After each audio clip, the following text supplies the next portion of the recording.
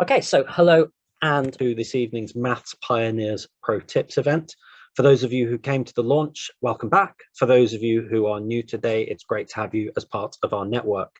I'm really excited about this evening's talks. We've got four excellent speeches lined up, split into two sections.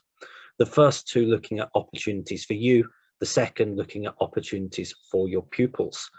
So linked in with that as well, we've got plenty of time for networking and discussions, hopefully to make some new professional contacts, potentially some new friends as well. To start today, we're lucky to hear from Sachin Jethwa and Emma Penn from the Central and Origin Maths Hubs, who will be able to let you know about all the opportunities available with them, followed by Bex Lillington and Vince Green from Summit Learning Trust, giving you some top tips on applying for your ideal job.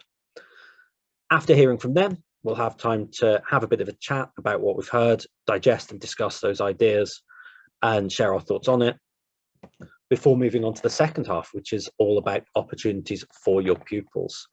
I'm really looking forward to hearing from Meryl Carter from Teach First, talking about developing resilient learners, developing resilience in the maths classroom, and on Nick Clark from George Eliot on embedding effective routines.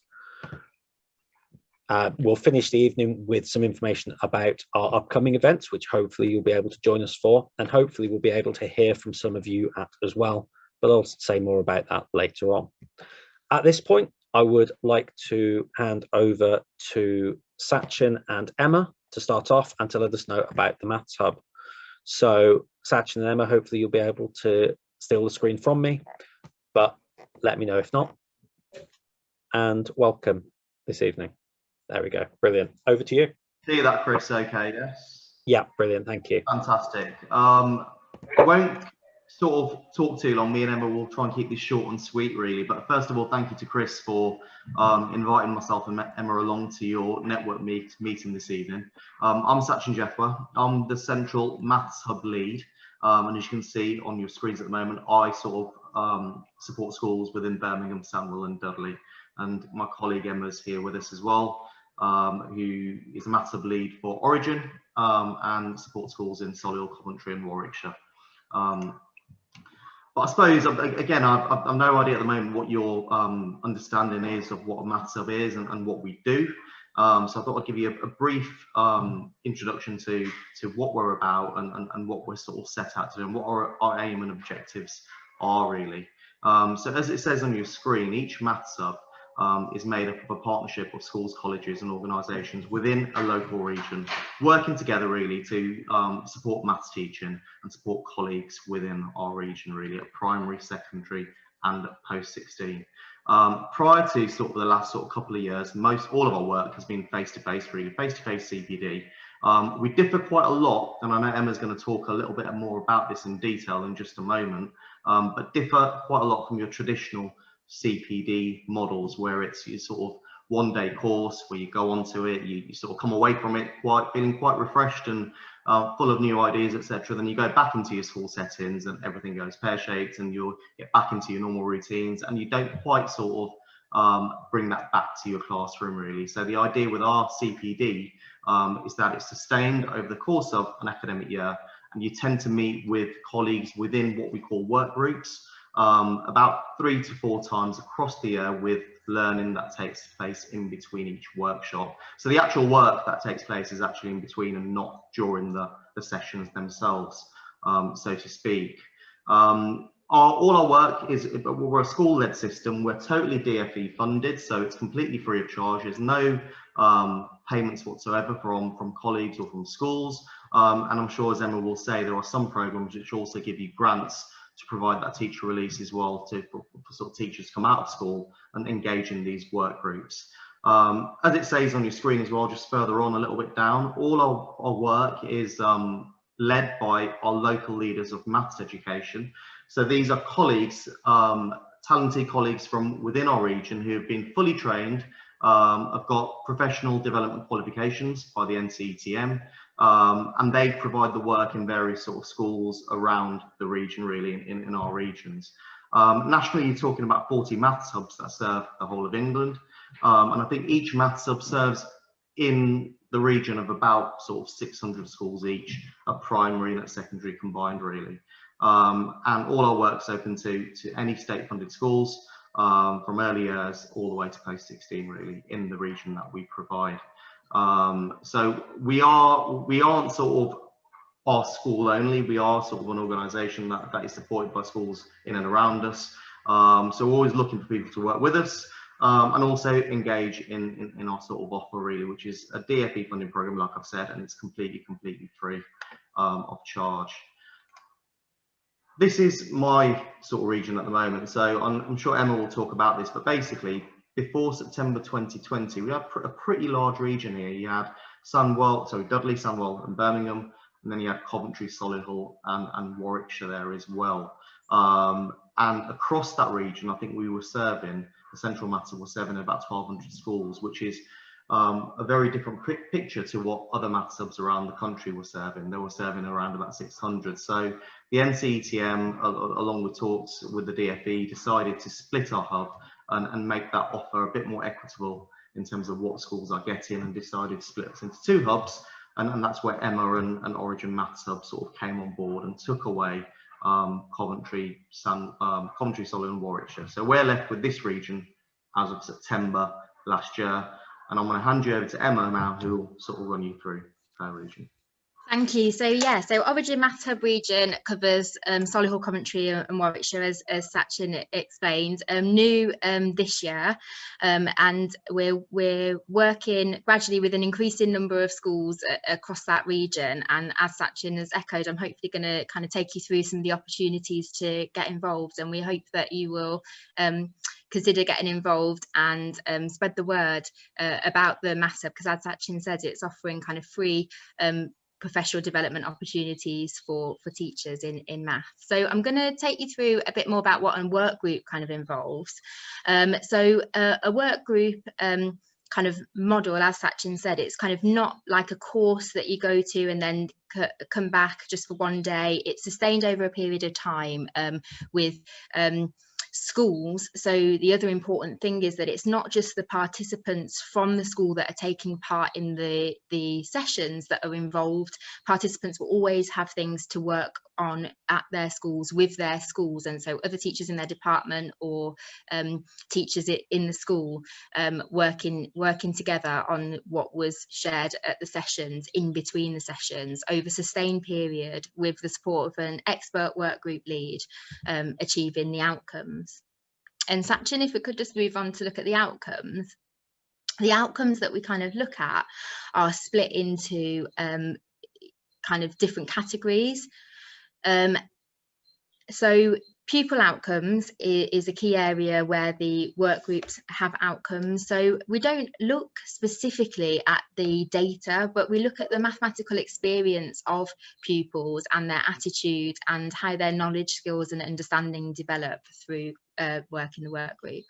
Teachers' practice development. So a key part of the work group's outcomes are the impact that it has on planning, teaching and assessing, and teachers' professional learning. So another key outcome is that teachers will kind of explore and develop in terms of their mathematical knowledge and pedagogy and attitudes and beliefs. Collaboration between participants and within the school is really key. So the work groups will also have outcomes that affect the school policy and approaches, so perhaps the vision and culture and curriculum, and the kind of practices in the school that support maths. So a work group will involve work group sessions, working with an experienced lead and other schools, but then as we've mentioned, lots of online collaboration, individual thinking and planning and assessment. In normal times, so in non-COVID times, lots of kind of lesson observation and exploring lessons, and of course we've adapted to kind of bring that online as far as we can and in different ways. Exploring resources, trialing new approaches in the classroom will be an important part of the work group, as taking part in the work group as a teacher, and meeting as teams within school to disseminate the impact. So it is a really kind of subject specific opportunities in professional development focusing on the quality of teaching, sustained over a period of time with expert input, but with lots of peer collaboration, and free and evidence-based, involving kind of a whole school or department, not just the individual teachers. So the flagship kind of centerpiece program of that Maths Hubs run is the Teaching for Mastery program. So obviously Teaching for Mastery in maths is really evidence-based, and the kind of all of the work groups and opportunities and professional development linked to Teaching for Mastery. But we have the Teaching for Mastery program, and this is kind of the primary journey, and the secondary journey is similar in lots of ways. So if the kind of primary journey may start with a preparation year that we call the readiness year, which is all about kind of the culture and vision in Teaching for Mastery and preparing to kind of implement Teaching for Mastery. So schools can join the journey and do that preparation year, but schools can also join the journey at the development phase, which is the kind of where you start to develop teaching Maths for Mastery within your department or within your primary school. And there are as well as it being completely free, there are participation grants for taking part in those work groups.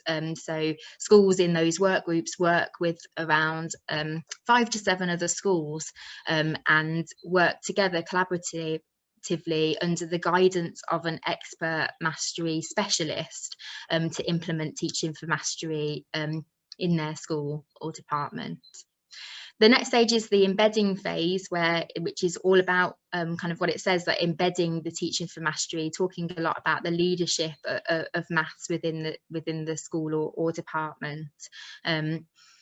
And then the final stage is about sustaining and refining Teaching for Mastery in the department, so making tweaks, and also schools within their groups that have been on the journey of teaching Maths for Mastery together to kind of explore further joint planning opportunities, refinement, tweaking, collaborative planning, those kind of things. Curriculum is a key area that we're looking at in those groups at the moment, of course, because we're looking at curriculum prioritization in light of the lost learning time due to the COVID situation, and supporting schools with that as part of these work groups. Sachin, I don't know if you want to chip in if I've missed anything important there about the Teaching for Mastery programme outline. Absolutely. The only thing I'd add, Emma, there really is that sustaining work group. We don't sort of love you and leave you at the end of that sort of 4th year really, or 3rd year if you start at development. You're constantly part of that sustaining work group, and the idea is that sustaining work group will just get larger and larger and larger, and you become, I suppose, part of this one Teaching for Mastery community with loads of other schools involved in that really. So, and I think if you're as part of that work group, that final sort of phase we call it, you'll have access to around about sort of 3 workshops across the course of the year, and again that's fully funded. But I think I just want to pick up on a couple of points on development and building phase. I think Emma touched on the fact that there's grants available, so there's £1,000 available for the school to release teachers for the development phase, and £500 for the embedding phase. So it slightly reduces in that 2nd year. But in the sustaining year, there is no sort of funds to release teachers, but the CPD is free and always will be free in that respect. Thank you, Emma. Yeah, thank you for that. Yeah, so that's great. So yeah, it's about building networks of schools in that sustaining phase so it really is sustainable and schools can continue to support each other.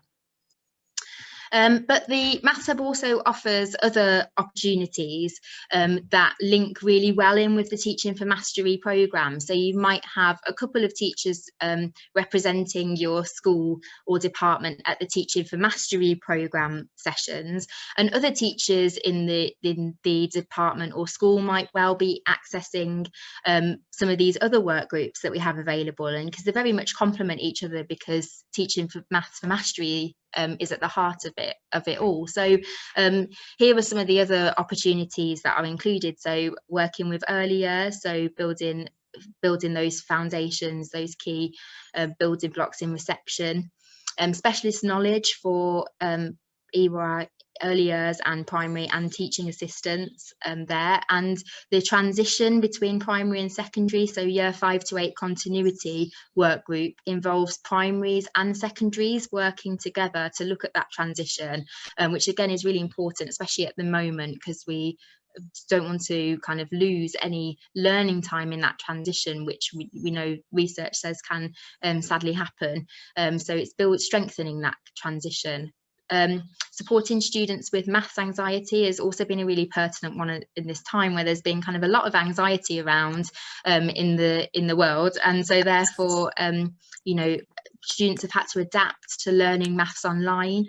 So within that work group, teachers have been looking at supporting students and all of the research that surrounds that. Support group for early career teachers, so newly qualified or recently qualified teachers. Those groups have been really popular and really working together to kind of support each other and to build those kind of collaborative networks. Our online communities involved with that work group share resources with each other and to support each other really in that stage. And then some secondary opportunities as well. So as a group specifically looking at the mathematical thinking aspect of teaching maths for mastery, group specifically looking at challenging topics and the coherence and all of the connections and big kind of topics within maths and how crucial they are and how to kind of guide a learning journey through those topics. And then some groups specifically targeted at post-16, so A-level maths teaching and core maths teaching, and also some groups looking at supporting students with SEND needs as well. Sachin, again, I don't know if you want to chip in and say any more about anything specific to kind of Central Hub. Absolutely. The only thing I'd add to that really is that this is sort of our offer this year, and we're sort of halfway through this academic year. At the moment, the NCETM are finalising plans for the programme of offer for next year, so from September 2021. I do know a few things that are literally hot off the press, and I think we're not going to get confirmation of these until next week, I believe, Emma, but hot off the press, there is going to be a work group geared towards NQTs and RQTs in tandem with the new early career framework as well. So that's going to be something new. So I think at the moment, the one that Emma was talking about here is more of a sort of localized one, but I think that's going to be a national rolled out program for early career teachers. And at secondary level, I'm aware of there being a subject knowledge enhancement for non-specialist teachers of maths. So the old TSST is moving over to math subs. There is going to be one to develop subject leaders at secondary as well, so that's hot off the press as well. Again, these are all being sort of mapped out by the NCETM at the moment as we speak, and as soon as we get the full offer, our websites will sort of point you in the right direction for those. But there's also a third one, and I quite don't know how this one's going to work as much at the moment, but it is one for maths leads, so sort of leads of sort of maths departments across trusts really, and I have no idea how that one's going to sort of pan out at the moment, but that's in its very early stages, in its infancy of sort of being developed. So that's all to come from this September onwards. So look out on our website is all I can say, which will give you notice of. Thanks. Yeah, so I think that's so all for us to say is that we would love anyone here this evening who's interested in getting involved to kind of get in touch with us, and we can explore with you the options and opportunities there are for being involved. It's completely free, Maths CPD, teachers working together, and on these slides we've shared with you like all our details, so how you can sign up for our newsletters so you're kind of amongst the first to hear about the new opportunities, and our website addresses, and you can follow us on Twitter as well, so please do follow us on Twitter to find out about opportunities as well. And we welcome if anyone's got any questions they'd like to ask us about any of the programs or the opportunities now as well. Fantastic. Thank you, both of you, so much for sharing those opportunities. I think, honestly, there's never been a better time to be a maths teacher. There's never been a better time to be an early careers teacher either, especially with all of the new early careers framework information that's coming out at the moment. I have posted all of the links to your email addresses and websites and so on in the chat as well. So anyone who wants to get in contact, you can have a look there. And I've just seen it in the chat. Yes, this is being recorded, so the recording will be shared afterwards.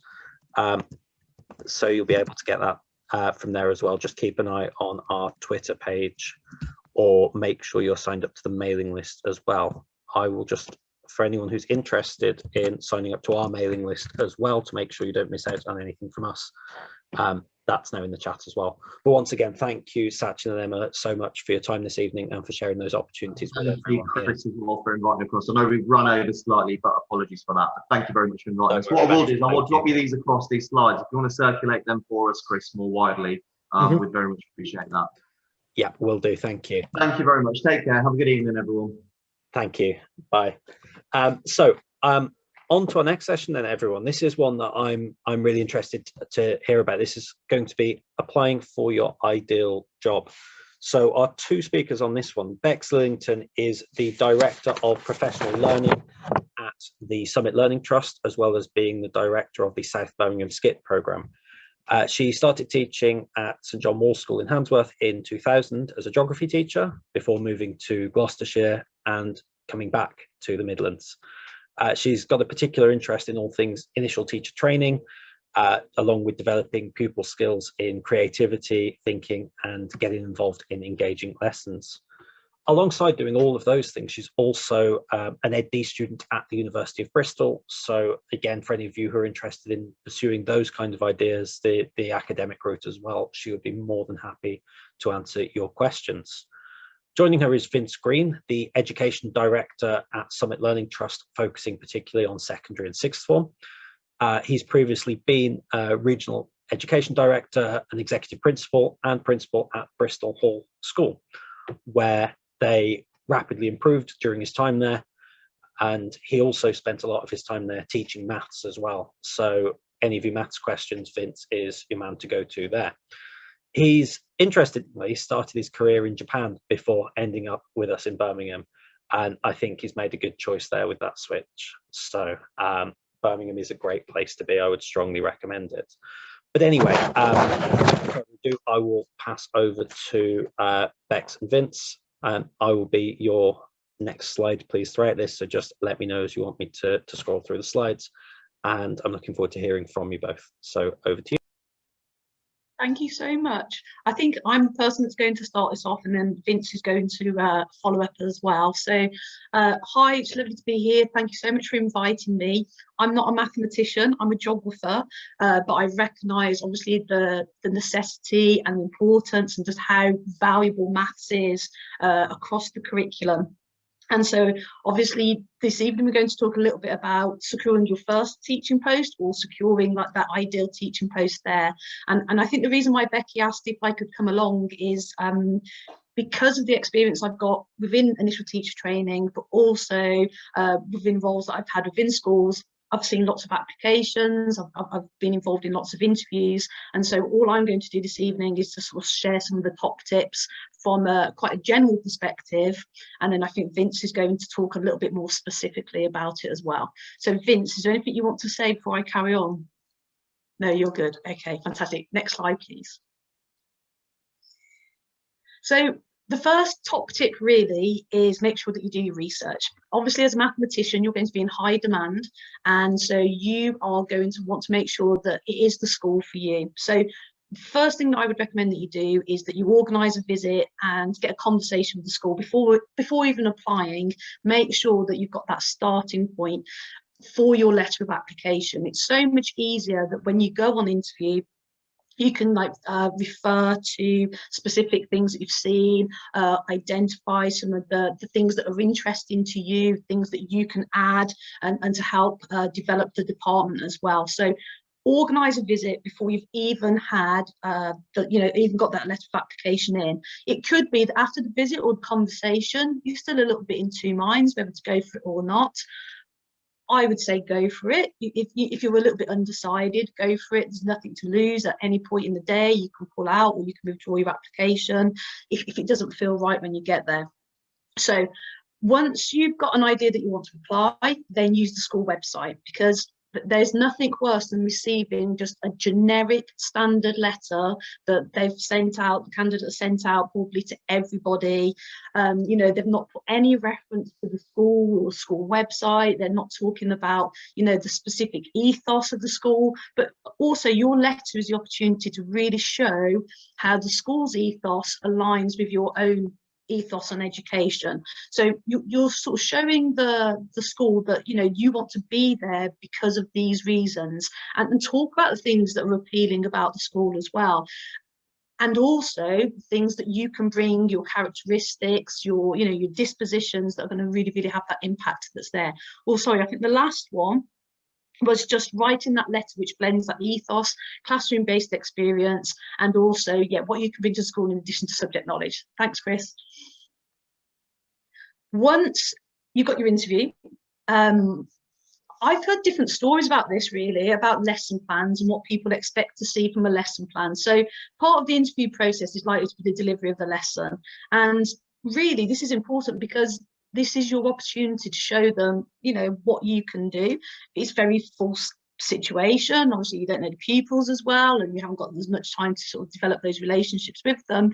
But it's really important that your lesson plan is really detailed, to the point that if you don't get to finish the lesson, you know, the previous candidate has run over and you've only got 20-minute block rather than the 30-minute block, it's really important that the people on the interview panel are going to be able to see what you can offer, and the pedagogy as well. They really want to look at what you can do and the rationale behind your thinking too. So from my experience as an observer of many lessons, I'd be looking for three things. I'd be looking at how you establish positive relationships with your pupils, so immediately high expectations, and even if it's just one basic rule for the next 30 minutes, you know, if I'll use your names, put your hand up if you've got something to say, whatever it could be, but just having that sort of a really fast establishment of relationships.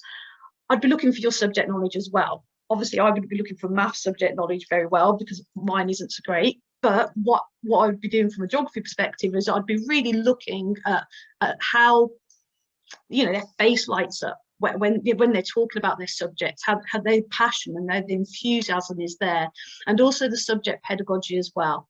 What are they doing, or what would you be doing in that lesson that is specific to your ability as a teacher of maths, rather than something generic, rather than making it feel like, you know, a lesson where there is maths being used. What really makes it stand out as a maths lesson, and the subject specific pedagogy there too. A detailed lesson plan. I've had people that have turned up to interview and their lesson plan has been very limited, and you know, they're not automatically discredited from like the choices, but why would you not want to talk to the observer about your thinking? Why wouldn't you want to sort of show your knowledge of the subject and, you know, the sequence of the subject and the significance of it as well? So just like with any lesson plan that you're doing at any time, I would always think, why this, why now? Make sure that that really comes across in the lesson plan. Why are you doing this activity with the young people, and why are you doing it now in terms of the order? So the next slide is thinking about the interview. So I see teaching as a craft, and obviously we've got lots of tools available to us, we've got lots of strategies and techniques, and then we blend them together and we create something amazing. We empower young people, we transform their lives, which is, you know, the privilege for us to be doing on a day-to-day basis. If I was an artist and I was on interview, I would take a portfolio of work. I would show them what I have created. And I would really recommend that you do this as well. Any way in which you can exemplify an interview, I think that's going to be really powerful. So I've shared with Becky, the document that's on here is really small, but I've shared it with Becky as a PDF, and I'm sure she'll be able to share it with you as well. And this is something that I did for geography trainees. I've changed it a little bit. I changed geography to maths basically, but again, thinking about what the identity of your subject, what you want to be getting across as well. So I think as many examples as possible to show your experience, to be able to put it into the context, it is such a powerful thing. I would also recommend in terms of the interview that when you turn up to the interview part, I would have an evaluation of the teaching episode. I would have gone through my lesson and made sure that I said, yeah, that went well. I'd like to have changed that, and what's going to come up next as well. If you do that, then automatically you're showing that you're a reflective practitioner. And they may even ask you the question. They may say, you know, what did you think went well in that lesson? And if you've got it available, you know, I think that's very, very good practice. And my last top tip for interview is have a glass of water to hand. And if you think that you need a few extra seconds of thinking time, what you do is you just take a little sip, think it through, start thinking about what you might be saying there as well. Obviously, if you're sitting throughout the entire interview guzzling water, that might not look so good, but just making sure that you're comfortable, making sure as well that you're really going to shine. Don't undersell yourself, don't be modest. You've got the experience, you've got the examples, make sure that you use them. I'll pass on to Vince now. Thanks, Bex. Yeah, and I think that's a really important point. It can be a really anxious time doing interviews. I've been through plenty myself in my career, but I think the bottom line is the very best employers out there aren't looking for people who are great at doing interviews. They're not looking for people who are brilliant at filling application forms. They're looking for great practitioners who are going to come in and really enhance their school. So I think it's important to remember that, and the people you really want to go and work for will absolutely be upfront about that, and they'll want you to do a great job of selling your skills, your knowledge, and what you can bring to the organization. So that's key. So my elements here are going to be really practical, I think. I don't think anything's going to be particularly groundbreaking, but I'm going to talk at it really from a point of view of somebody who's done a huge amount of interviewing particularly over the last few years as a principal, as a member of SLT for many years, for about 10 years before I was a principal, and then as in a regional role right up where I've been interviewing people up to executive principal level. And it doesn't change that much regardless of the role you're interviewing for. The process is the same. It's an interview, but ultimately you're just trying to source the right candidate. So I'm just want to start really with the application process. I know this is kind of, we're going backwards and forwards, Bex and I. We like to keep people on their toes. But what we're doing here is obviously the application process is, the purpose of that is just to get your foot through the door and to get shortlisted. There'll always be a time where you get a group of candidates through for a job, and you'll have your kind of rank order before you start. But the bottom line is you've got to be in that order of people, and then you've got it all to play for when it comes to the interview day or days. There are some real basic things from experience and the hundreds and thousands of application forms I've had to sift through, where you see classic things that people do to completely, almost often wipe themselves out of a process before they've even begun. And that's doing things like missing sections out of application forms. The number of times I've seen that, I cannot even think to count, particularly where they miss out things like, you know, CPD and the list of things that they've done relevant to their role and stuff like that. It's a real shame, because if you've got a role which is really popular, like perhaps an assistant principal role, where there may be 50 or 60 applications, within there, you've got to discount some. And if the person specification says you've got to show a dedication to your own CPD and that of others, and you haven't listed anything there, then you're straight off the list, really. So simple things like that, it doesn't sound like a big deal, but the number of people that get pushed to the no pile immediately from things like that is really, really key. The other one is about accuracy. Bex touched on this as well. It's about making sure that your letter and your application is clearly for that school. Of course, you know, people that are doing interviews aren't stupid. They'll know that often you've edited an application letter that you've used before. We've all done that. But make sure you don't leave the name of the other school you applied for. Remember, head teachers and heads of department are very proud people. And if they think you've applied to their school, their rival down the road, and they've not given you the job, they'll be thinking, why am I going to give this person the job? Have I got lower standards and expectations than that school? So remember things like that. And just as a quick anecdote there, we can all make classic mistakes with accuracy. And it's really crucial that you get this thing right. So double check it, triple check it. And more importantly, get a fresh pair of eyes on your application form to ensure, because they'll see things you don't. I wish I'd done that recently. I did a reference, which wasn't an application form, for someone who actually was going for a CEO role of a small trust. And I filled the reference in. I was very supportive because this person absolutely was ready for this role and ready for that trust. And my final statement, my big statement at the end of the reference was that this person was now ready to lead their own trust. I got a call from the HR from that trust the following day to say, I think there may have been a mistake on it because I'd inadvertently written that they are not ready to lead their own trust. But looking at the rest of the reference, they'd worked out that it was probably a mistake. Thankfully, that person, I did come clean. They got the job and they are speaking to me again now, but it cost me a really nice bottle of wine to put that right. And I nearly cost them a job. But obviously with your application, it's the same thing there. Really key to your letter of application is data. That's absolutely crucial, particularly where you're going for roles with leadership responsibilities. They want to see how you've earned your stripes. They want to see how you have made an impact and how you can evidence that with data, but also achievements as well. So things that you've done relevant to your role, things that make it stand out. The generic letter of application, people will have seen hundreds of those potentially. So put that data in that's going to make you, obviously data that's going to show you in a good light. You know, don't say, oh, I ran a maths department and the results halved. You know, make sure it's putting you in a good light, but that really, really carries weight on application form. And the key thing is, as I think I mentioned early on, go through that person's specification. If there are things that they say should be met through your application from that person's specification, check your letter, check your application form, and make sure that you've hit all of those. Thank you, Chris. Okay, so obviously as a mathematician, the key thing that you want to come across with is that you love your subject. I love maths, I love teaching, and I love teaching maths.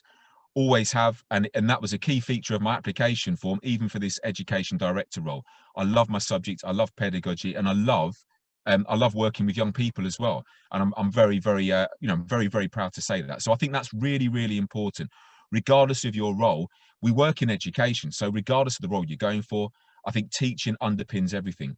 Chris mentioned at the start, I've always taught heavily until this year, and I'm struggling, if I'm honest with you. So Chris, I will probably come knocking, certainly when it comes to the exam seasons next year. And I want to roll my sleeves up and get stuck in because I love it. And I think that's absolutely crucial that comes across. The bottom line there is really, really key. There is no harm. People are often reticent about talking about their ambition. I took on somebody for a role straight after their Teach First 2 years. And they were quite open about the fact that ultimately they wanted to be a head teacher, but they were almost wary about saying that because they thought that they were worried that I'll be worried that they'd only hang around for a year or two and so on. But actually, I like that, and also I knew from every other feature of this person's application and interview that they would be committed to our school and our organisation, and that we would benefit for as long as we had them. So marrying those two things is really key. Thank you. Okay. This is obviously an obvious one, really, really important. And I think that the important thing to point out here is that at every stage, you want to come across as a positive person. Everyone loves working with people with positivity around them. That's absolutely key. Don't go in and not be yourself, obviously, and walk around smiling if that he's not, she's not normally like that. He's not normally like that. There might be people who know you and know of you, but absolutely come across as a positive, can-do person, somebody who is there to remove barriers and ensure that what happens, that things do improve. Because obviously within education, that's what we're here for, all of us, to give great provision, great care, and improve whatever is there already. That's absolutely key.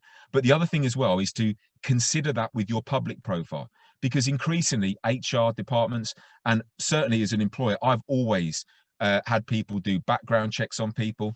And if there's any HR people here, they might be sniffing at me now, but of course, people will look and see what your profile's like on places like Twitter. And if you're somebody that's constantly negative about so many aspects of our great profession, that's not going to come across great to lots of employers. Don't get me wrong, we all like to bash the government at times about things, but that's probably not the right forum for it, particularly where you're looking for a job and you're looking to positively go in and change that place. Thank you, Chris. Now, in terms of the selection process, the key thing there, once you get through the door and you've been shortlisted, is not to let them manage you. They're going to give you the plan for the day and so on, and you're going to be doing that. So obviously you have to follow that plan. I'm not saying go off piste and start, hey, I'm going to have my interview at 2 o'clock instead. But what I mean is really manage the process yourself, go in there and follow that guidance there. So don't turn up an hour early, because that's an absolute nightmare for us at a busy school that have obviously got a huge amount of other things to manage during the day. As important as the interview will be to you, it won't be necessarily the most important thing to the school that day. So that's really key. But also, don't arrive late. I cut it fine for an interview many years ago, and I was very fortunate to be successful, because it wasn't the best start when you walk in and you're doing up your tie and all the rest of it. So that's just something there from my own experience there, which probably doesn't come across great. The other thing is as well, the key person in this interview aren't just the people that are doing the interview process. It's also the person that's looking after you, showing you to the room, showing you where the bathroom is, getting you a cup of tea, and so on. There'll be a reason that person has been assigned to dealing with you. It won't always be just that they're the only available person. Their opinion as the librarian, as the PA, as the office manager will matter. That's why they're there. And often as a principal, I'd be more interested in what they thought than members of my senior team, to be fair, because I knew that person was a great judge of character. The other thing is as well, with your interview, as Bex has said, be succinct. Answer the question, ensure that you do that, give an answer, give an example, but don't go on for too long. Because if they're interviewing multiple candidates, that can be boring and tiring. And I know that's not something people always say, but trust me, it can. Thank you, Chris. Final one now. Thank you. And this is the final part. And this really is something that's really come to light in recent times. I think really gone are the days, particularly where you go for roles beyond mainstream teacher, where you go in and you may have a pupil panel, but you'll certainly teach a lesson, or you should do. For me, you should teach a lesson right up to head teacher level, because if you're not a good teacher, really, I wouldn't want you to be employing you to work in a school, because you're not going to add to the most important thing that we do, which is teaching our young people. But beyond that, and beyond the interview process, they're increasingly bringing in now additional elements to the selection process, which often were kept behind for principal, vice principal level interviews, to really separate the field and put them into situations where they will be under pressure to see how they'll respond. So something that we've developed ourselves, and something which we'll increasingly see at Summit now. I don't want to let the cat out of the bag before we roll them out and people say, set people up before interviews take place. But we will be putting in place additional things which really test candidates' resilience and their ability to cope under pressure. Many of these activities will actually be around measuring how the candidate deals with the activity, not just about the answers that they give. So, for example, we often have pre-interviews where candidates have 25-30 seconds to answer quite complex questions, where you'll have maybe 10, 15, 20 questions in a row. It almost sounds like a game show round, and I think sometimes they can be quite entertaining when you're on the question master point of view. But actually, it's a fantastic exercise. So what I'm saying really is expect the unexpected. And I think from any point of view, and particularly from a teacher point of view, this is my final point. What increasingly happens is people will be there to test your subject knowledge and your skills and aptitude. This started with a famous principal I know who interviewed someone who was going to be he thought a great head of art, did a great lesson, did a great interview, and before she left his office, he gave her a pencil and a piece of A4 paper and asked this lady to draw the fruit bowl in the corner of the room. She sketched the fruit bowl. He passed it to his line manager of art, who was an art specialist. She shook her head, and that candidate was unsuccessful based on that. Now, that's an extreme example from quite a maverick head. But something I do see increasingly and hear increasingly, particularly for maths roles, is they'll get you to do a higher level GCSE maths paper as part of that process. And clearly you're going to have to perform well at that. If you scrape 30% on that, you're almost certainly not going to be the successful candidate. Thank you, Chris. Fantastic. Thank you both so much for that. So much good advice for everyone on here, I think, whatever your next role might be. Just a couple of questions for you both before we dive into the networking. The first one is about recovering from setbacks and rejections on applications. Like you said, you get some roles where you get huge numbers of applicants. So what would you say to someone who's had a couple of rejections? How do they pick themselves back up and keep going with it? What would be your top tips there? I think mine would be make sure that I've had someone check my letter, at least sort of 3 or 4 different people, and potentially people from outside of maths as well. So that, my passion for the maths is really, really coming across. within it, and I'm not sort of presuming that they'll just think because I'm a maths teacher I'm going to have that. So the more people that can get eyes on your letter, the better as well. And I just think as well, you've always got the right to sort of ask for feedback. You know, schools are very busy, but you know, if you just ask if there's anything in terms of pointing it out to you, I think that would be my advice. Thank you. Vince, anything to add there? Yeah, I think what's really, really important as well is you have to, you know, education is a really, despite that, you know, the number of people that work within it, it's a really small world. And I think what's really, really important is that where you are rejected for, you know, whether it be at the application or the interview stage, that you're seen to take it really well, even if it's something that is incredibly, you know, it can be incredibly disappointing. And I think taking that really well, and also welcoming feedback is absolutely key, I think, really, but not in a way. I think where you inquire about feedback, it's really important that you make it clear that this is going to help my development, because ultimately I want a role like this and I'd really appreciate it. And not where, as it can come across, where I'm almost, you know, investigating that you followed a fit and proper process. Do you know what I mean? So I think that's really important. And I think secondly, it's, as Beck said, you know, get your letter checked out, but also, you know, have a mock interview with someone within the organization that you work. Speak to a senior leader that you work with. Speak to someone who works for your trust, someone like me or Bex, and we'll, you know, I've done that for several colleagues when the time's right to support them and to prepare them really for an interview, because you know, we know the kind of questions that are going to come up, so we can support them with that, give them mock questions, and then help them prepare succinct answers with those examples that are really going to demonstrate that they'll be the correct candidate for the next role they apply for. Thank you. And then just one last very quick question on bravery. So often candidates will see a role where they think they know they're the right person from it, but there might be one or two things on the person spec that they don't quite have it on paper. Would you say it's still worth giving it a go, or would you say just leave it because they'll get ruled out?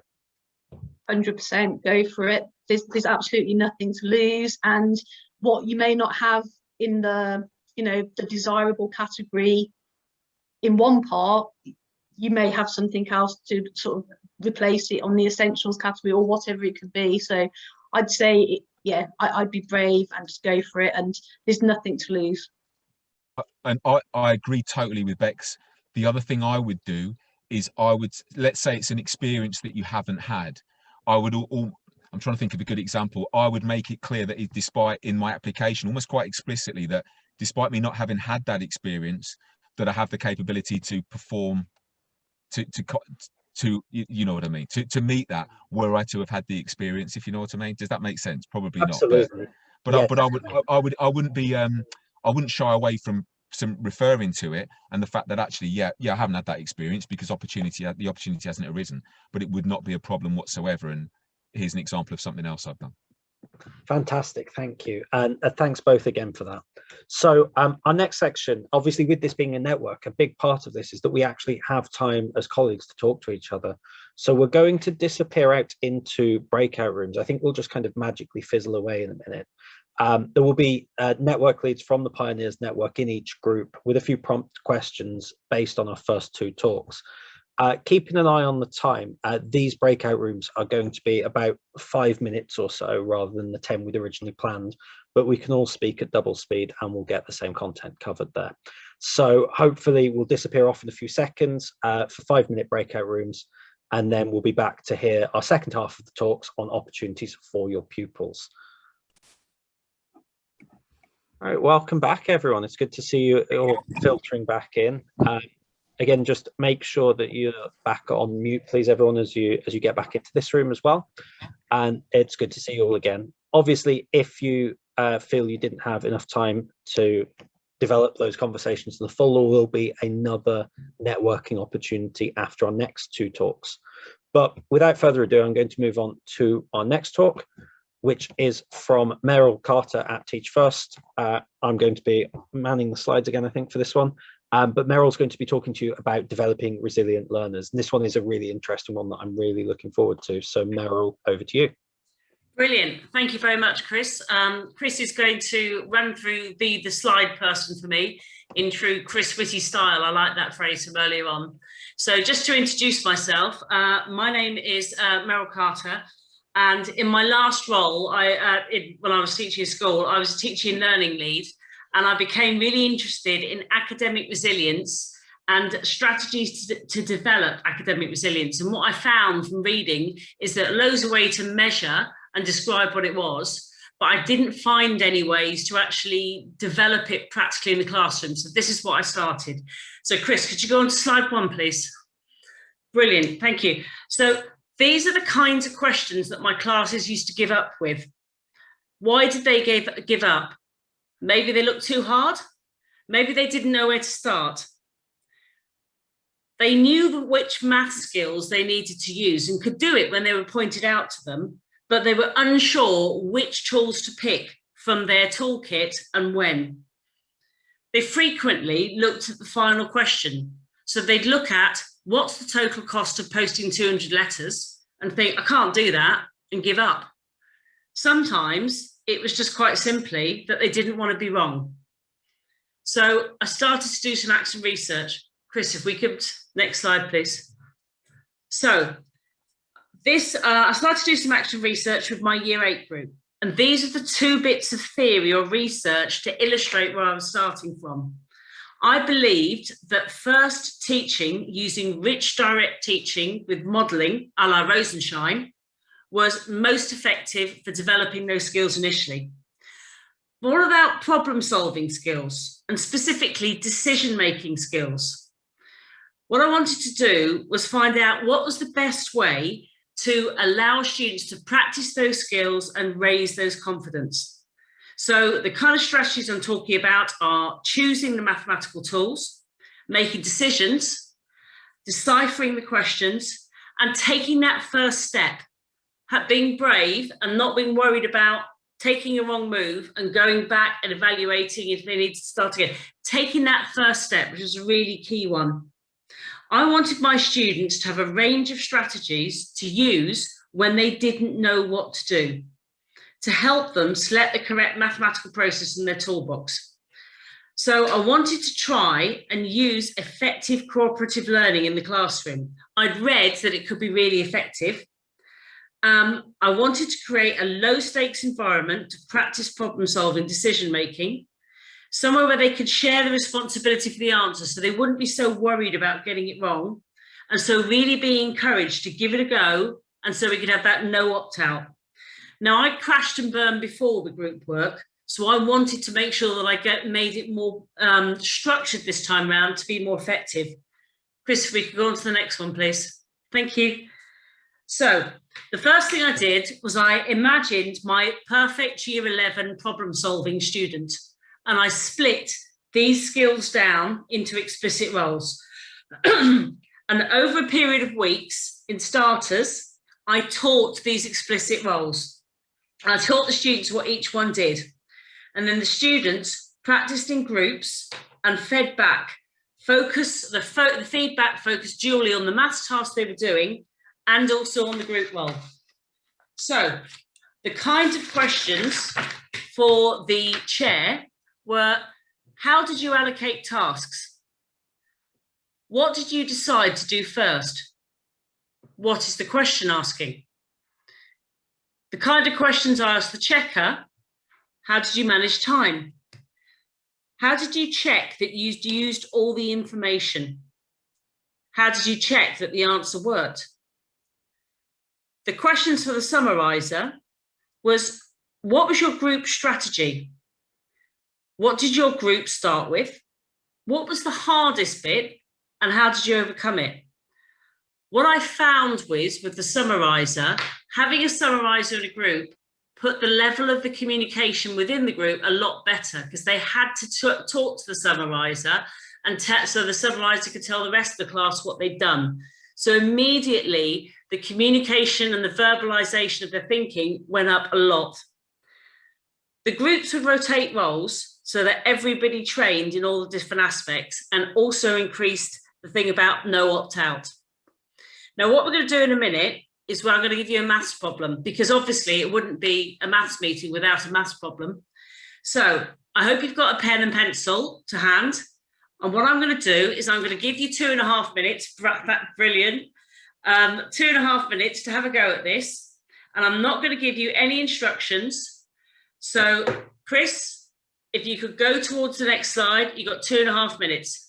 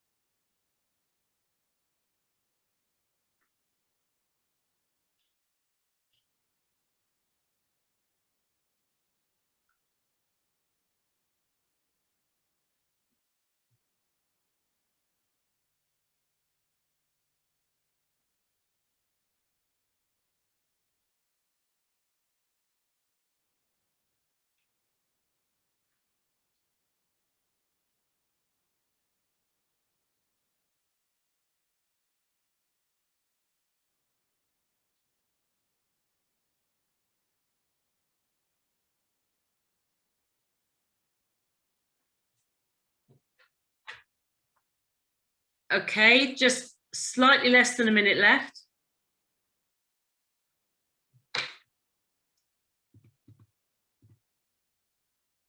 Oh, I'm just having a flick through and I can see that there's some people with looking up and there's some people, it's like some people are still working on this.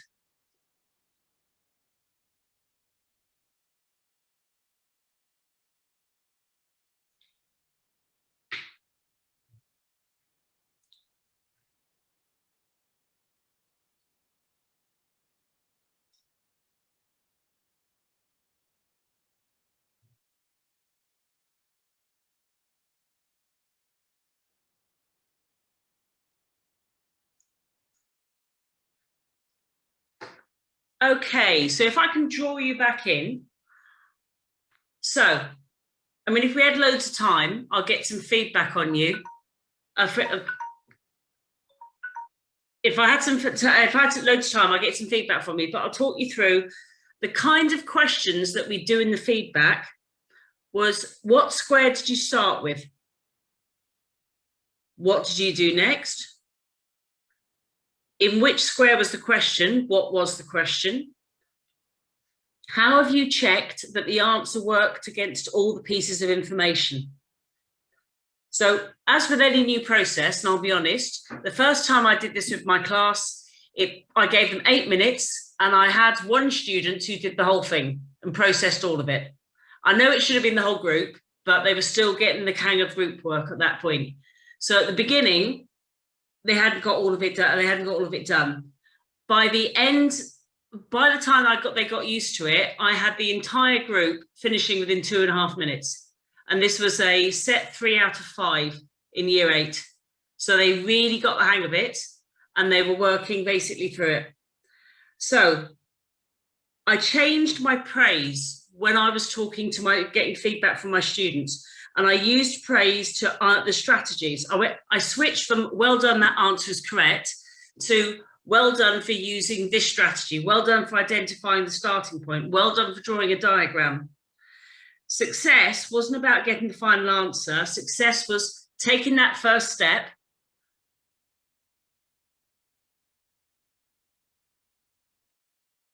Okay, can you go back?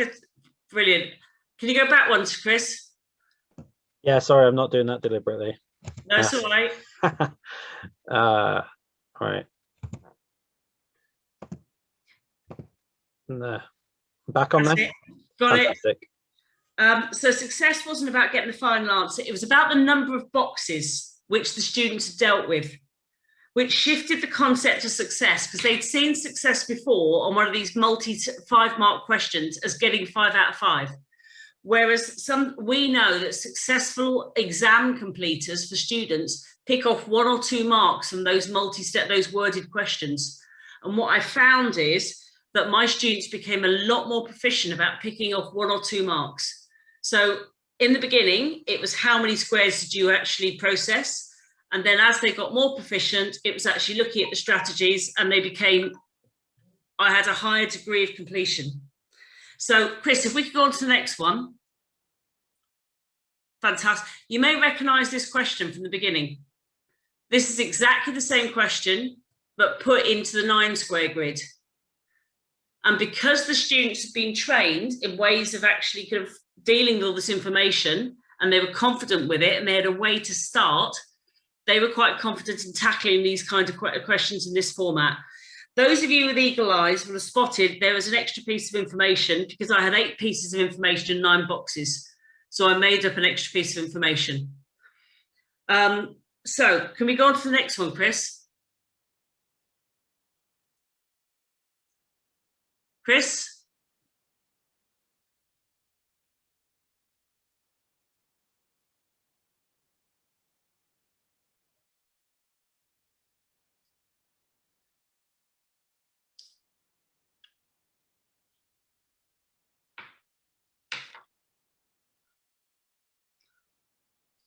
Can we go on to the next slide, please? Brilliant, thank you. So the next step is that students took the 5-mark questions and made up their own grids. So frequently they had to make up the extra, they had to fill in the empty box themselves, and they loved doing this. They made up some weird and wonderful things for the empty box. I had some completely random facts. So I'd actually gotten to the point now where they developed the skills, they were confident, they weren't worried about making mistakes, and they could try different things. Now I needed to remove the scaffolding. So what I did was allowed students to actually kind of like, you put the information, the 5-mark worded questions into a grid if they wanted to, or they could chunk down the worded question with highlighters, or could have put bars in it, and then deconstruct the question how they wanted to. So that's the next step they did. So Chris, if we go on to the next one. So something I forgot to say is that the other bit of the scaffolding is that they were then taken out of the groups and they did all the roles themselves. So with a bit of prompting from myself, they did the checker. Now pretend you're the checker. Now pretend you're the chair. Now pretend you're the summariser. So how did it improve resilience? Firstly, it helped the students get started. They were brilliant at picking up 1 or 2 marks and 5-mark questions. And frequently, we all know that basically, if you get 2 marks through of a 5-mark question, you frequently find the path through to get the whole thing. What was interesting is that the praise for strategies, which I'd deliberately done and taking a step forward, meant that growth mindset was very strong in my classroom. So when I was observed with this class, the maths teacher who observed me was really surprised, because actually the students weren't interested in the answer at all. They were interested in the strategies, which was a massive shift. It gave the students a strategy of what to do when you don't know what to do. And the biggest thing which it gave them practice in risk taking, and it gave them that low stakes environment. Now, one of the things I was actually reflecting on this is, was it absolutely necessary for them to work in groups of 4? And if I was still in the classroom now, I might be tempted to give it a go with pairs. I think it was great in groups of 4. I don't know how it will work with pairs. I'm sure maybe it could be adapted. But if I was back in the classroom, that's where I'd go now, and that'd be my reflections. So I finished there. Chris, did you want me to answer any questions? So firstly, I just want to say thank you for that. That was so interesting. The question I was actually going to ask was exactly what you answered in your reflection as to whether you think you needed all 4 to develop this, because there's some brilliant strategies. But I think we can all share that frustration of 5-mark questions, and you look at the child and you think, you know how to do every single step of that. Why haven't you? And I think that's given us all some really practical ideas there as well, that we can take back into our own classrooms. I'm sure in our next breakout discussions after the next talk, there'll be plenty of chat about that as well. We had some really positive comments in the chat there. But thank you again, Meryl, for that. That was so interesting. Well, And With that, we're going to pass straight over now to Nick Clark, who's going to share some of his top classroom routines with you all this evening before we move on to our final breakout rooms of the evening. Apologies for the internet dropping throughout there, but I'm sure we're all used to Zoom by now. Anyway, Nick, over to you. Hi, good evening, everyone. Thanks for joining us tonight, and I hope that you've taken something from the talk so far. They've been excellent, and especially Vince's, I managed to take a lot from that. I thought it was brilliant. So this evening, I'm going to speak about routines and systems. My name's Nick Clark. My Twitter handle is there at Mr.Clark_maths, and I'm based in the George Eliot School in Nuneaton. So there's a few George Eliot School teachers on the call tonight, so you'll be able to see inside some of my classrooms. So today, my talk is based all around TLAC strategy 48, which is engineering efficiency. And engineering efficiency is all about coming up with routines and systems and procedures to get the classroom tasks done as quickly as possible and save as much time in the classroom for what matters, which is the teaching. So I've kind of devised 3 routines that I use in my practice. The first one is the use of a stopwatch. The second one is a write it, hide it, show it activity, which is to do with using whiteboards.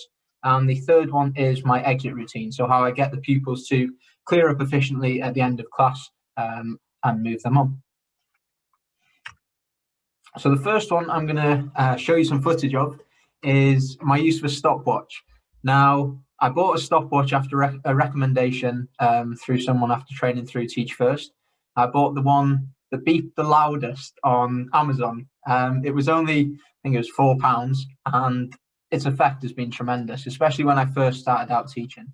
So what you'll see here, in the first clip, you'll see me pressing the stopwatch to help the students calm and quieten down. And then in the second one, you will hear some shushing. I promise that's not me, and I'm going to speak about that after the clip. So I'm hoping the sound comes through here as I try to share a video for the first time. Okay, year 10, everybody, silence please. Waiting, I'll be. Thank you. That's now 8 seconds into your 2 minutes.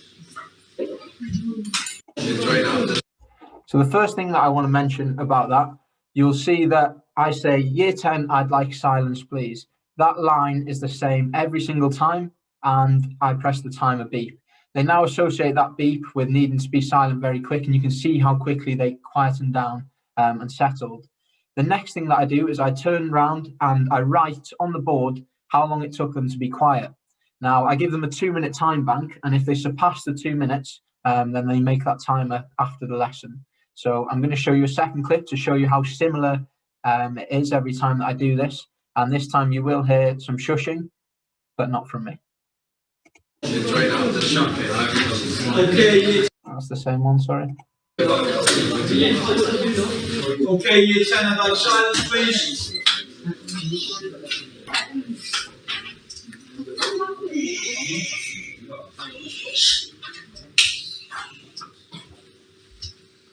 Thank you. We're now going to review our work. So you'll see there that it took a little longer for the students to settle and be silent there. However, you will have heard the shushing, and that comes from other pupils. And I'm going to talk a little bit about that now. So my use of the stopwatch basically revolves around having a 2-minute time bank. I press the timer and I wait for the pupils to be silent. Now, it's important that you track this to the very finest detail. You can see an example of how I lay my board up here. So even if it takes them 4 seconds to be silent, that's still tracked, that's still logged, that's still visual for the pupils to see on the board how close they're getting to 2 minutes. Now, it will start off being a little bit relaxed by the pupils, as they'll think, oh, we've got 2 minutes. But as you get closer and closer to that 2-minute time bank, they will really start to be quiet straight away. So the first thing I wanted to say that I'm using the same exact line every time. Year 10, I'd like silence, please. They know that line is on. They know the expectations that I expect when they hear that line. The next thing is, this really creates buy-in as a class. Obviously, I've got 30 odd pupils in there. And they know that if just one of them is talking, it's going to take them over the 2 minutes, and they all have to stay in for that.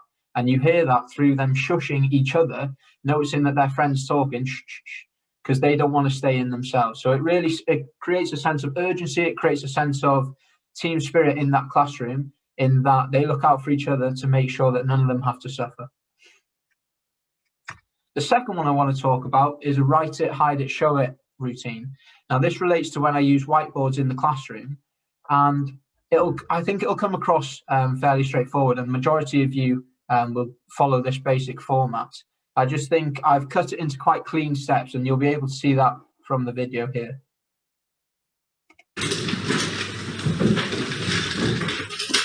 Again, we're doing a write it, hide it, show it activity. So therefore, adhere to the rules.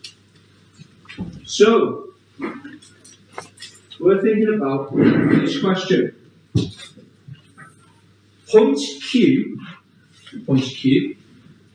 is translated by the vector -2, 4. Where does the point go? You have 10 seconds to decide.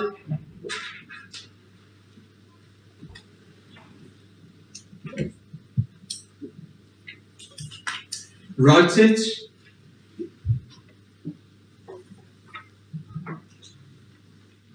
Hide it.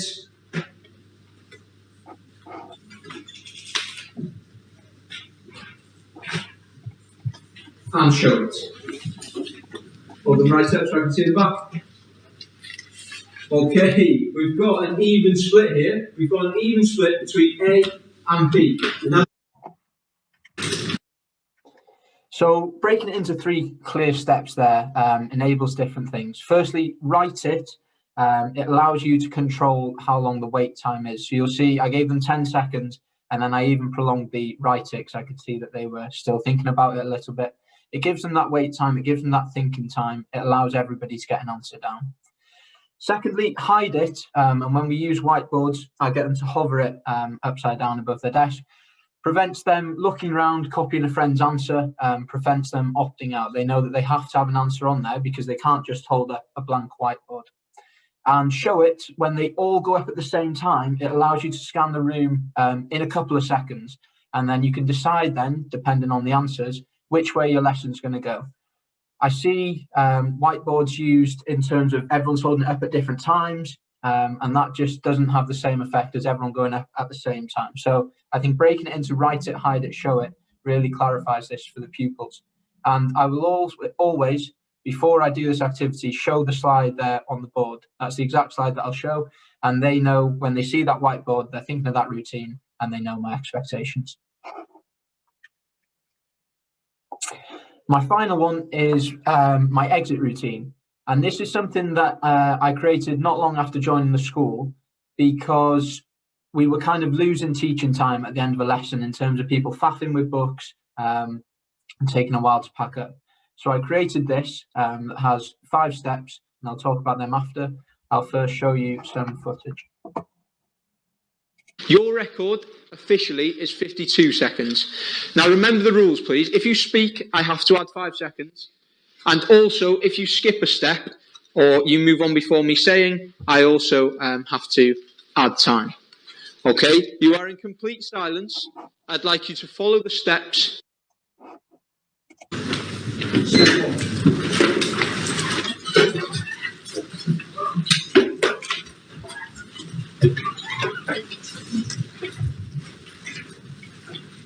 Step 2.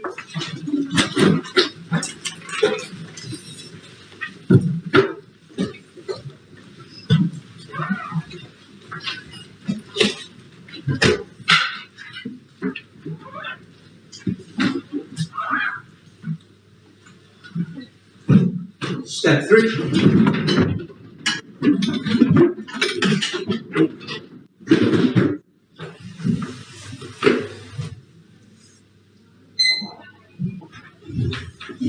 B1's record is 48 seconds. 10A2's time was 40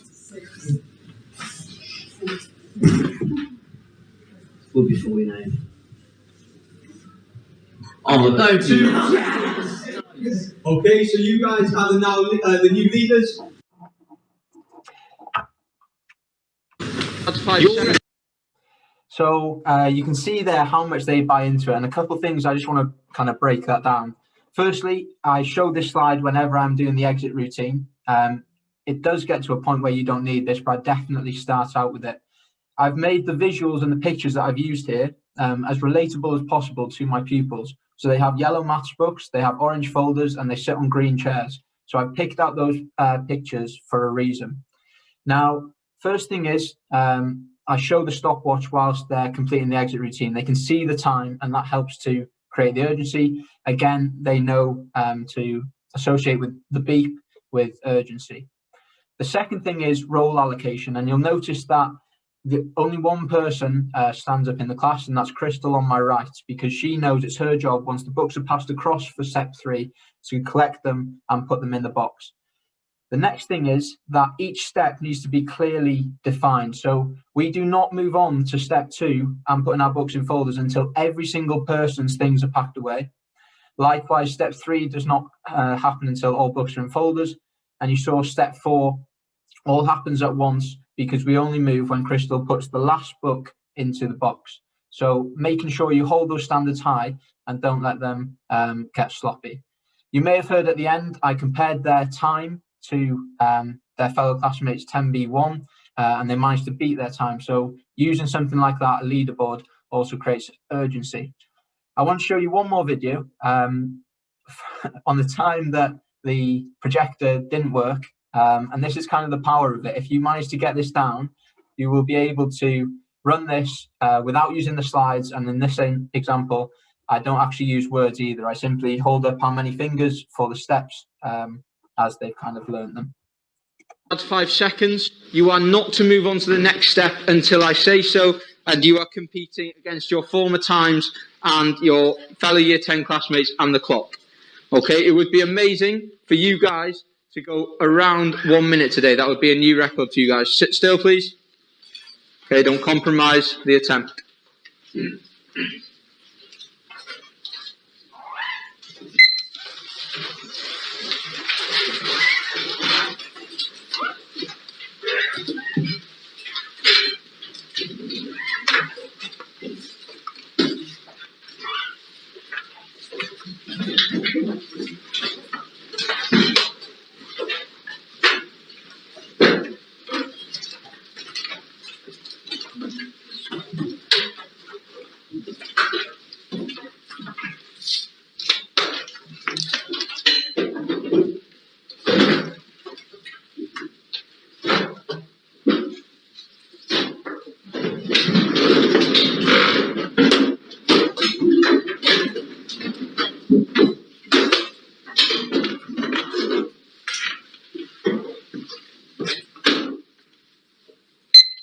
Your time was 52 seconds. Good job. So that's the kind of power that can have, and you heard them all chuckling there because the lad at the front put his coat and bag on when they were actually staying in that classroom, and he was the only one to get his coat on there. So there's a couple of things I just want to summarize with. The first thing is simplicity, breaking it down into clear defined steps, make them as clear as possible. Second thing is use of a timer. Use of time can bring a real sense of competition and also leaderboards and create that urgency in the classroom. Knowing that that time is going up and being able to see it makes everyone move quicker and it prevents them being kind of lethargic. I read this by Doug Lamov, and I thought it was important to say that if students complete 10 transitions per day and they are each improved by a minute, over 200 school days, you gain a week's teaching time. So initially, my exit routine was taking 1 minute 40, 2 minutes. Now it's down to, as you saw, 40 seconds. And saving that time really counts in terms of learning. The next thing is little narration required. Economy of language is crucial here. Try to limit verbiage as much as possible. If you're speaking, it kind of breaks the silence and it gives them more of an opportunity to chat as well. Really minimize your language and only say the key points. And the last thing is plan to the detail, and hold your expectations high. For this to be successful, you have to buy into it and have a bit of fun with it. You heard me saying things like, don't compromise your official attempt. Make it really serious for them, and do that for all your classes as well. And I run 2 slides at the end, the exit routine champs for that term and the exit routine GOAT list, which is the greatest of all time list. And that's whoever has been quickest in that term makes the GOAT list. Finally, my email there, nick.clark@midlandat.co.uk, if you want to ask any questions or discuss anything you've seen, and my Twitter handle again. Thank you very much. Thank you, Chris. Thank you so much for that, Nick. Some brilliant routines, wonderful efficiency there as well. Just while I'm setting up to share for the very final bit of that, we had a couple of questions. Firstly, do you have a similar kind of routine for entries to what you shared with the exit routines there? So I don't have a slide for the entry routine. However, I always meet students at the door and hold the threshold. I will say good morning to every single pupil, just as I said in the previous talk, using names. It's good morning, Matthew, good morning, Oliver, good morning, Alfie, every single time, names and personal. And then once they come into the classroom, the do now is always on the board, so they have something to focus on other than speaking to their friends. Fantastic. And final question, COVID. Have you had to make any adaptations to those routines due to anything COVID related? I have had to do even in some ways. However, books and things like that, it's mainly stayed similar. Brilliant, thank you. And something that those of you might not have really spotted with that, just the order of those steps. One of the best tips I ever got as a trainee was dismiss them from seated. And it's essentially what you do. Don't have the kids standing up while they're faffing around with all this stuff, because it adds so many extra layers of faff. So I love the way that you had them doing all of that from seated, and then standing up only happens when it's actually time to move somewhere. Brilliant. Thank you again, Nick. So it's on to me then, just to sum up everything this evening. I've been blown away by all the talks this evening. I find them so interesting. But just again, to sum up who we are as a network, for those of you who are new, the focus is on early career teachers, but as you've seen this evening, everyone's welcome. You can find us on Twitter or on Facebook, where you'll get lots of updates, and can join our weekly #PiOneers questions on Wednesday evening on Twitter. Our next 2 events are our Pioneering New Voices on Thursday, April 29th, and that's where we want to hear from you.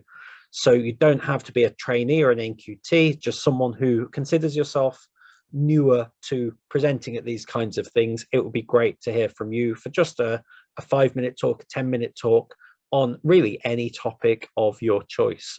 Part of this network is we wanted to give that space for new voices, because I know you'll have a lot to add. The month after, we'll be back to a Pioneers Pro Tips, where we've already got a great lineup, which will be shared soon via our mailing list. So at this point, we're going to go back into breakout rooms, and you'll be leaving from there afterwards. Again, we'll have network leads leading each of the groups, so you can have a bit of a chat about those last 2 talks and about anything else that you want from the network. Once again, please just check the chat so you can see a forms link for signing up to speak at our next event, and a link for joining our mailing list if you haven't already. But once again, if you're in my breakout room, I will see you in a minute. Otherwise, thank you so much for giving up your time this evening to join us, and I hope that you found this useful as well. And thanks again for our speakers. Goodbye, everyone.